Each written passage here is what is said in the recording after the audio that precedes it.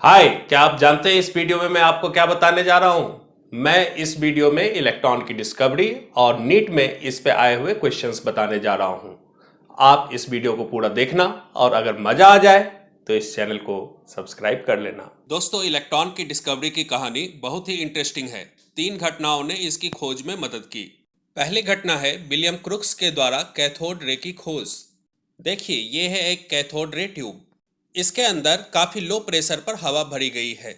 साथ ही इसमें 2 इलेक्ट्रोड हैं जिनके बीच हाई वोल्टेज पे इलेक्ट्रिसिटी सप्लाई की गई है। कैथोड से निकले पार्टिकल के टक्कर के कारण और हाई वोल्टेज के कारण ट्यूब के अंदर की हवा आयोनाइज हो जाती है। ये आयन एक्सीलरेट होकर कैथोड से टकराते हैं, जिससे और भी ज्यादा निगेटिव चार्ज पार्टिकल बाहर निकलते हैं। इन्हीं निगेटिव पार्टिकल के स्ट्रीम को हम लोग कैथोड रे के नाम से जानते हैं। ये कैथोड रे जब ग्लास ट्यूब से टकराते हैं तो फ्लोरेसेंस के कारण ग्रीनिश येलो कलर हमें नजर आता है। दूसरी घटना है फोटो एमिशन। जब अल्ट्रावायलेट लाइट अल्कली मेटल पे गिरती है तो इलेक्ट्रॉन उससे बाहर निकलते हैं। दोस्तों, तीसरी घटना है थर्माइनिक एमिशन। यह पाया गया कि मेटल के शीट को हीट करने से इससे निगेटिव चार्ज पार्टिकल बाहर निकलते हैं। दोस्तों, क्या आपको मालूम है कि जे थॉमसन ने सबसे पहले यह पहचाना कि तीनों केस में निकलने वाले पार्टिकल सेम हैं। उन्होंने क्रॉस्ड फील्ड की मदद से इनकी प्रॉपर्टीज को ढूंढा और उन्होंने ही इसका नाम इलेक्ट्रॉन दिया। आइए अब मैं आपको उन इलेक्ट्रॉन्स की प्रॉपर्टीज के बारे में बताता हूं। इनका स्पीड लाइट के स्पीड का 0.1 to 0.2 टाइम्स होता है। इनका E/m रेशियो 1.76 इंटू 10⁻11 कूलाम पर केजी होता है। E/m रेशियो ट्यूब के अंदर के गैस और कैथोड के मटेरियल पे निर्भर नहीं करता है और इलेक्ट्रिक और मैग्नेटिक फील्ड में ये निगेटिव चार्ज की तरह डिफ्लेक्ट होते हैं। बाद में मिल्टन ने अपने फेमस ऑयल ड्रॉप एक्सपेरिमेंट से बताया कि इलेक्ट्रॉन का चार्ज 1.602 इंटू 10⁻19 कूलाम है और इलेक्ट्रिक चार्ज क्वांटाइज्ड होते हैं। दोस्तों, आपको ये जानकर खुशी होगी कि इलेक्ट्रॉन की डिस्कवरी के लिए थॉमसन और उसकी पुष्टि करने के लिए मिल्टन दोनों को नोबेल प्राइज मिला था। Wow! Now it is question time. चलिए मैं बताता हूं कि नीट से इस कहानी से क्या क्या क्वेश्चंस आए। नीट 2008 का पूछा हुआ question.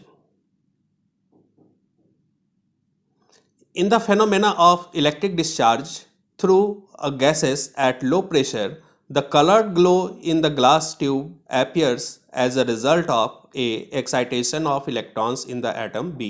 Collision between atoms of the gas, C. Collision between charged particle emitted by cathode and the atoms of the gas, and D. Collision between different electrons in the gas.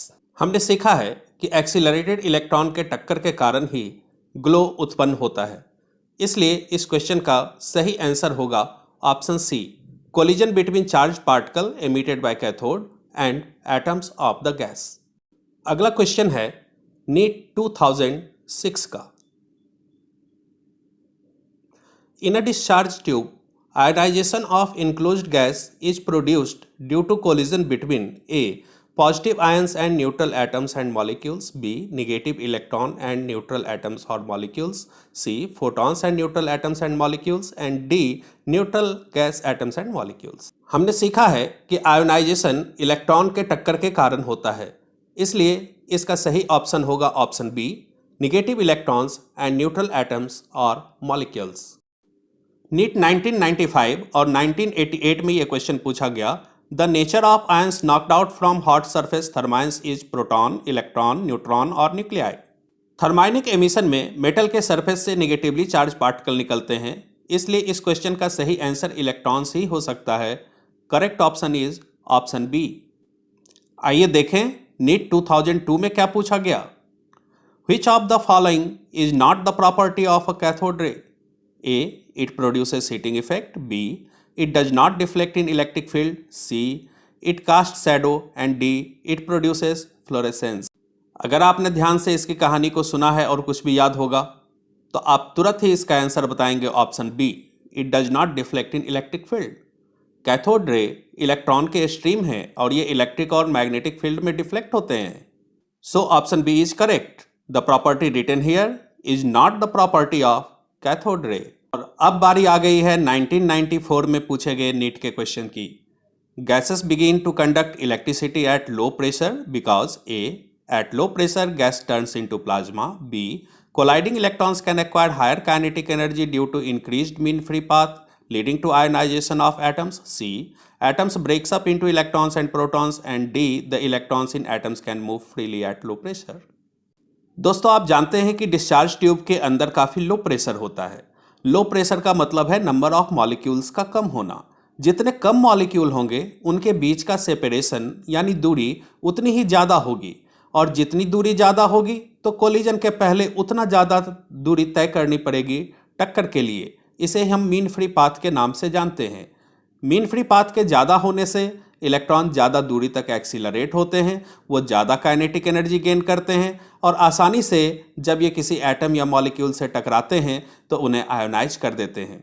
निश्चित रूप से इस question का answer है option B. Colliding electrons can acquire higher kinetic energy due to increased mean free path leading to the ionisation of the atoms. अगर आपको मज़ा आया तो इसे लाइक करें, शेयर करें, सब्सक्राइब करें और कमेंट करें। हमारे नए वीडियो के लिए वेट करें, उसमें मैं और भी नई कहानी लेकर आपके सामने आता हूँ। Thank you.